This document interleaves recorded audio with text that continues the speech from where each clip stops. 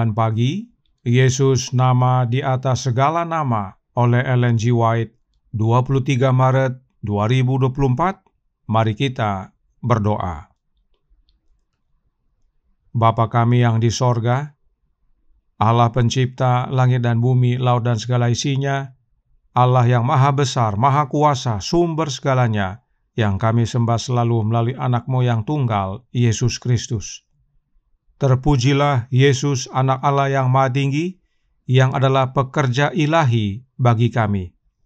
Pada pagi hari ini kami bersyukur boleh bangun dan berbakti, dan sebagaimana membaca dan mendengarkan nasihat firman-Mu, kiranya ini menjadi pembaharuan bagi kami semua, agar kami mau dipoles untuk menjadi permata-permata bagi-Mu, ya Bapa. Beserta kami sepanjang perbaktian ini, kehendak-Mu yang jadi. Ampun kami akan dosa dan salah, karena kami berdoa hanya dalam nama Anak Allah yang tunggal, Yesus Kristus, yang adalah Tuhan dan Juru Selamat kami. Amin. Renungan hari ini akan dibacakan oleh Saudara Flandi Torondek. Kepada Saudara Flandi, kami persilahkan. Selamat pagi. Judul renungan kita pada pagi hari ini, tanggal 23 Maret 2024 adalah kita harus mengerjakan pekerjaan Dia yang mengutus aku selama masih siang. Yohanes 9 ayat 4. Allah mempunyai tujuan dalam mengirimkan ujian kepada anak-anak-Nya. Dia tidak pernah memimpin mereka kecuali mereka akan memilih untuk dipimpin. Jika mereka dapat melihat akhir dari awal dan memahami kemuliaan dari tujuan yang mereka capai. Dia memberikan disiplin kepada mereka untuk merendahkan hati mereka, untuk memimpin mereka melalui ujian dan penderitaan, untuk melihat kelemahan mereka dan untuk mendekat kepadanya. Ketika mereka berseru, minta tolong kepadanya, Dia menjawab dengan mengatakan, "Inilah aku." Orang Kristen adalah permata Kristus. Mereka harus bersinar terang baginya, memancarkan cahaya keindahannya. Kilauannya tergantung pada polesan yang diterimanya. Mereka mungkin memilih untuk dipoles atau tetap tidak dipoles. Namun, setiap orang yang dinyatakan layak mendapat tempat di bait suci Tuhan harus tunduk pada proses pemolesan. Tanpa polesan yang Tuhan berikan, mereka tidak dapat memantulkan cahaya lebih dari kerikil biasa. Kristus berkata kepada pria dan wanita, "Kamu adalah milikku. Aku telah membelimu. Kamu sekarang hanyalah sebuah batu yang kasar. Tetapi, jika kamu mau menyerahkan dirimu ke dalam tanganku, aku akan memolesmu, dan kilau yang kamu pancarkan akan membawa kehormatan bagi namaku. Tak seorang pun akan merebutmu dari tanganku. Aku akan menjadikanmu harta kesayanganku. Pada hari penobatanku, kamu akan menjadi permata di mahkota kemegahanku." Pekerja ilahi menghabiskan sedikit waktu pada bahan yang tidak berharga. Hanya permata berharga yang dia poles seperti sebuah istana. Memotong semua sisi kasarnya. Proses ini keras dan menyakitkan. Itu melukai harga diri manusia. Kristus menyelami jauh ke dalam pengalaman yang dianggap lengkap oleh manusia dalam kemandiriannya dan menghilangkan sifat meninggikan diri. Dia memotong permukaan yang berlebih dan meletakkan batu itu ke roda pemoles, menekannya rapat-rapat sehingga semua kekasarannya bisa hilang. Kemudian sambil mengangkat permata itu ke arah cahaya, sang guru melihat di dalamnya pantulan dirinya, dan dia menyatakan bahwa permata itu layak mendapat tempat di peti perhiasannya. Pada waktu itu, Demikianlah firman Tuhan semesta alam. Aku akan mengambil engkau dan akan menjadikan engkau seperti cincin meterai, sebab engkaulah yang kupilih. Demikianlah firman Tuhan semesta alam. Diberkatilah pengalaman betapapun beratnya yang memberikan nilai baru pada batu tersebut dan membuatnya bersinar dengan pancaran yang hidup. The Review and Herald, 19 Desember 1907. Demikian bacaan renungan pagi kita pada pagi hari ini. Tuhan Yesus memberkati. Terima kasih atas penata layanan Saudara Flandi. Tuhan Yesus memberkati. Selamat pagi saudaraku dalam Tuhan. Selamat Sabat. Renungan hari ini menyatakan bahwa orang Kristen adalah permata Kristus. Nah, agar permata itu bersinar memancarkan cahaya keindahannya, permata tersebut harus dipoles. Tentang hal ini, Roh Nubuat berkata dalam manuskrip 168 tahun 1902, paragraf 18. Kilauan permata Kristus bergantung pada polesan yang diterimanya. Allah tidak memaksa kita untuk dipoles. Kita bebas memilih untuk dipoles atau tetap tidak dipoles. Dipoles atau tidak dipoles adalah pilihan kita. Artinya, untuk menjadi permata Kristus adalah pilihan kita. Mau jadi permata Kristus, yaitu dipoles atau tidak, itu adalah pilihan kita masing-masing. Allah tidak pernah memaksa. Apakah yang dipoles dan untuk apa dipoles? Masih dalam manuskrip yang sama, Roh Nubuat menjelaskan dalam paragraf 18. Namun setiap orang yang dinyatakan layak mendapat tempat dalam bait suci Tuhan harus tunduk pada proses pemolesan. Ia harus menyetujui agar bagian-bagian yang tajam itu dipotong dari karakternya agar menjadi baik bentuknya dan indah, cocok untuk melambangkan kesempurnaan karakter Kristus.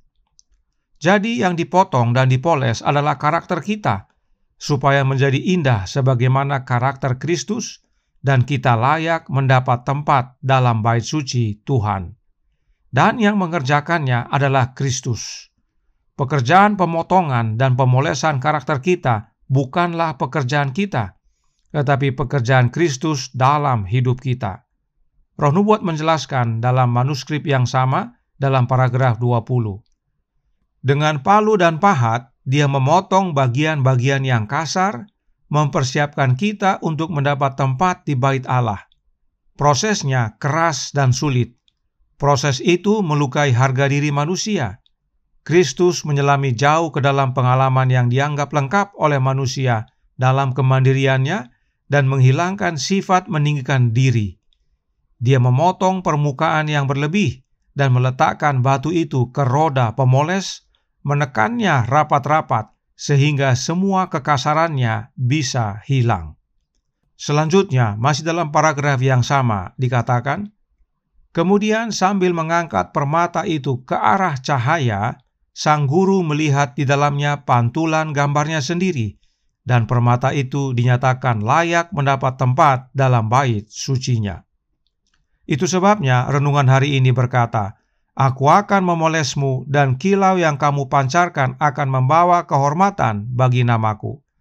Tak seorang pun akan merebutmu dari tanganku.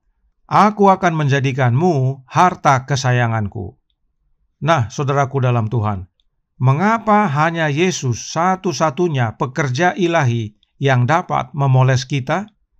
Masih dalam manuskrip yang sama kita baca paragraf 23 yang menjelaskan, pengetahuan Kristus yang sempurna tentang karakter manusia membuat dia mampu menangani pikiran.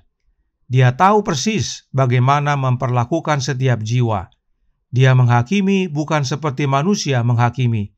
Dia mengetahui nilai sebenarnya dari materi yang dia kerjakan dalam menyesuaikan pria dan wanita untuk posisi yang dapat dipercaya. Dan pada hari penobatan Yesus, mereka yang memilih dan rela dipoles oleh Yesus akan menjadi permata di mahkota kemegahannya. Dan permata-permata tersebut akan bersinar. Untuk siapa? Kita baca dalam manuskrip yang sama dalam paragraf 26, dikatakan, pada hari itu orang yang ditebus akan bersinar dalam kemuliaan Bapa dan Anak. Para malaikat sorga menyentuh kecapi emas mereka akan menyambut raja dan piala kemenangannya, yaitu mereka yang telah dibasuh dan dibuat putih dan diuji. Nyanyian kemenangan akan dikumandangkan mengisi seluruh sorga. Kristus telah menang. Dia memasuki pelataran sorgawi ditemani oleh orang-orang tebusannya, para saksi bahwa misi penderitaan dan pengorbanan dirinya tidak sia-sia. Saudaraku dalam Tuhan, kita bersinar untuk Bapa dan Anaknya. Dan bukan sekedar bersinar, tetapi bersinar di dalam kemuliaan Bapa dan Anaknya. Dan permata-permata tersebut adalah bukti bahwa Yesus telah menang, bahwa rencana keselamatan yang Bapa dan Anaknya jalankan tidaklah sia-sia. Karenanya Roh Nubuat berkata dalam An Appeal to the Youth, halaman 58 paragraf 2, Aku telah menghapus dosa-dosa mereka. Jangan mendekat untuk menghancurkan mereka. Mereka adalah permata-permataku, diselamatkan oleh darahku. Inilah harga yang dibayar agar kita menjadi permata-permata Allah, yaitu harga darah Anak Allah. Yesus telah bayar dengan darahnya, sehingga kita menjadi permata-permata Yesus. Dan dengan menjadi permata-permata Yesus, kita menjadi permata-permata Bapanya. Oleh sebab itu, tidak ada seorang pun yang dapat merebutnya dari tangan Yesus, Sang Pekerja Ilahi. Sebab kita semua permata-permata Kristus, milik Yesus yang telah dibelinya dengan harga yang sangat mahal. Kiranya pekabaran ini menjadi sukacita dan pembaharuan bagi kita semua, agar tetap setia sampai akhir, agar kita semua permata-permata Kristus Yesus kumpulkan saat Dia datang kedua kali dan mempersembahkannya kepada Bapanya. Tuhan memberkati, saya bawa dalam nama Yesus. Amin. Mari kita berdoa. Bapa kami yang di sorga, Allah pencipta langit dan bumi, laut dan segala isinya, Allah yang maha besar, maha kuasa, sumber segalanya, yang kami sembah selalu melalui Anak-Mu yang tunggal, Yesus Kristus. Terima kasih atas pekabaran yang menguatkan pada pagi hari ini, bahwa kami mempunyai pilihan, mau dipoles atau tidak. Dan kami memutuskan hari ini ya Tuhan untuk mau dipoles, agar kami layak menjadi bagian dari bait suci-Mu, menjadi bagian mahkota kemagahan Kristus. Dan saat Dia datang kedua kali, kami semua boleh dikumpulkan dan dipersembahkan menjadi bukti bahwa pengorbanan Yesus Kristus tidak sia-sia. Karenanya tolong kami ya Bapa, curahkan Roh Anak-Mu dalam hati ini, sebab semua proses pemolesan, proses pemotongan sudut-sudut kasar dari karakter kami dilakukan oleh Roh-Mu. Sebab Yesus hadir dalam hidup kami oleh kehadiran Roh-Nya. Dan Dialah pekerja ilahi untuk mempersiapkan kami menjadi permata-permata bagi-Mu, ya Bapa. Beserta kami sepanjang hari ini, kehendak-Mu yang jadi. Ampun kami akan dosa dan salah, karena kami berdoa hanya dalam nama Anak Allah yang tunggal, Yesus Kristus, yang adalah Tuhan dan Juru Selamat kami. Amin.